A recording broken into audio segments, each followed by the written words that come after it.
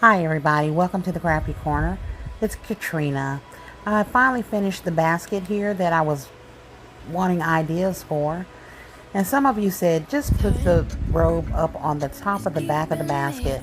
So I did that. I pushed the items forward and put the robe on the back there.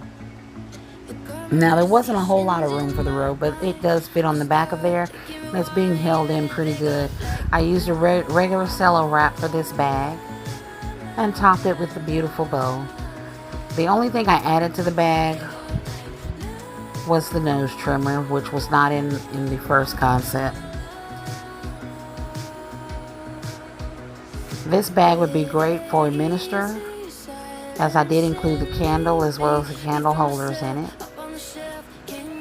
Please tell me what you think down in the comments. Please like, share, comment, and subscribe. Thank you for all of your support, and keep sharing these videos out so we can get new subscribers. Be blessed, but most importantly, be a blessing.